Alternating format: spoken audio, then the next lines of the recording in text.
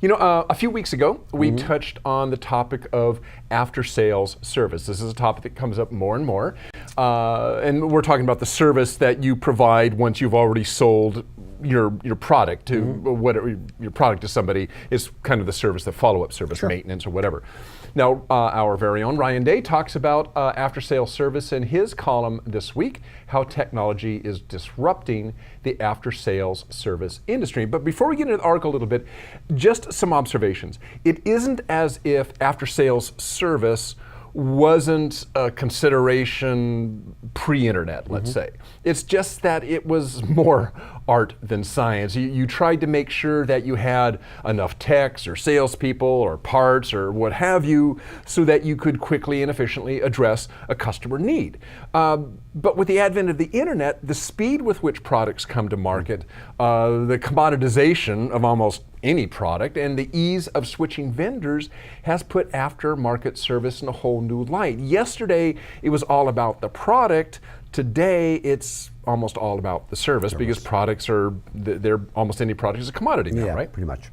As Ryan's article points out, knowing this, companies are making use of technology to enhance their aftermarket capabilities, whether it's to offer a spiffy aftermarket service at a price, thus adding to their product portfolio, except one of the products happens to be aftermarket service. And many times that is a higher margin than the product itself. Yeah, definitely. That's an increase. So they can have a low margin product, but a high margin aftermarket service, right?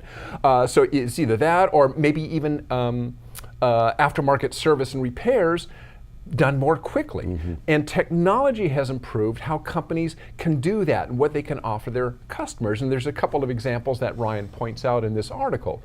First, predictive analytics. Pre-internet, companies could only make educated guesses about how much product to manufacture or how many spare parts to stock or maybe even how many customer service people to have on hand the day after Christmas when all the phone calls start coming in, right? These guesses were made using historical data that could be weeks or months or maybe even a year old. And that made prediction more of an art than a science. A company who had a really intuitive person who could kind of predict what the market was going to be doing in the coming months, that company did really well. If you didn't have one of those kind of left-thinking persons on staff, you were actually at a disadvantage to your competitors. Big disadvantage, right? Now they collect data real time. For instance, one predictive analytics solution from Synchron looks at mean time between failure for particular products and parts, and then comes up with the optimal stocking levels for each level within the supply chain, from a central warehouse to a regional warehouse to a dealer, and even down to how much parts to put in the trunk of a technician's car. You don't want excess parts sitting on the shelf, right? Which is just tied up capital. And you, of course, don't want to run short of parts. So predictive analytics based on real-time data and even failure data collected from IoT devices, Internet of Things devices, helps to dial in that stocking level at each step. It's becoming more granular, and again, it's less art now and more science. And all this because of real-time data. The result is maximum uptime for your customers and delivering that service at a lower cost. And some interesting facts here, according to Ryan's article, manufacturers increase their service parts revenue upward of 15%, that's huge, increase their gross profit margins upward of 40%, and they do that while reducing service parts inventory levels by 15 to 40%. So this is not your granddad's predictive analytics. Where people were sitting in a room saying, I think we got this coming up last year. Exactly. The same type of technology, by the way, can help you determine the best price at which to sell the part. That's huge too. Think about how valuable it is to come up with the optimal price for a given part based on the season or whatever, right? So another technology that is aiding aftermarket service is augmented reality. We were talking about this in the past. We're going to continue talking about it. It's becoming more and more kind of the norm. In this case, we're talking about smart glasses. Now, these have been around for a while. We talked about them a couple times in the last year.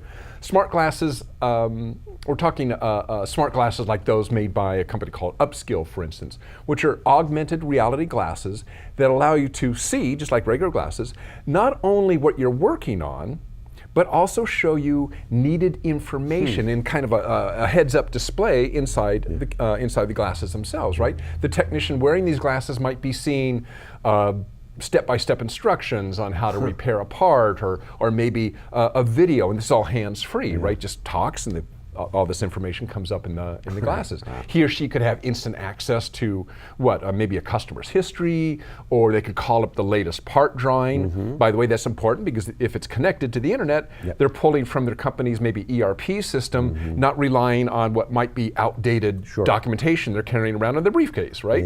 It's instant access. Document control is much easier. And again, all this is hands-free. This is actually another interesting application of it. You could have a technician having a problem, technician out in the field, maybe having a problem solving a customer problem. He's looking at it, he can't really decide for himself, so maybe he calls in to a tech who's in the office, maybe a senior tech or a tech who's more familiar with that equipment. And that tech could watch, let's say I'm the on-site tech, he could be looking through my glasses at what I'm working on, and he could guide me because he's actually literally seeing what I'm seeing. And he goes, that bolt you're looking for, it's a little bit off to your left, okay, now you gotta, and he could be actually guiding me through it real time simply by seeing what I'm doing, right?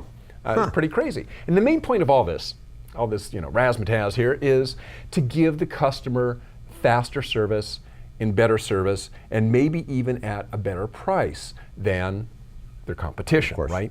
In today's market, as I said, service is going to be the differentiator. So anything that you can do to enhance the value of your aftermarket service could be the difference between somebody buying your product or buying somebody else's product, which may not even be as good a product. I mean, we see this, we have actually talked about this.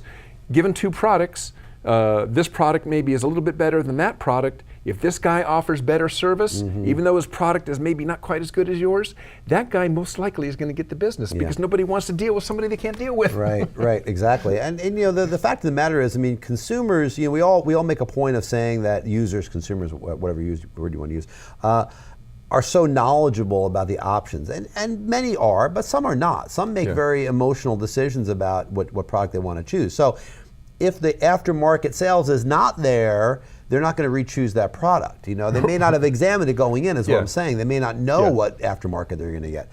But if you do deliver the aftermarket well, again, as you say, even the product itself isn't as good. Customer retention. They're not going to remember that the product itself doesn't have maybe a few little bells and whistles. What they're going to remember is, hey, those guys were able to solve my problems real quick. They were awesome to work with. They were right there. And I needed a spare part. I got it the next day. That's what matters. There's a lot to unpack in that. You did a great job. There's a lot to unpack in that article. I mean, the stuff about the lean operations of making sure you're not overstocked but not understocked. That stuff is there just in time is really key. I mean, certainly this has been a big part of lean for many, many years too. And I mean, it all comes together, and you're right. I mean, the products themselves today are generally at such a level that there's and price is pretty much flat these days too. That's true too. Cases. So really, that's the difference. Which actually gets back to the margin thing too, man. If I'm not making much of a margin, I'm going to charge you something else and give you excellent service. Right. And you can control that better maybe than finding a little bit more margin in the product itself that has very fixed constraints in terms of what you can do. Great stuff there, Dirk. Thank you, and thank you, Ryan. Great article, Ryan. Really well read too.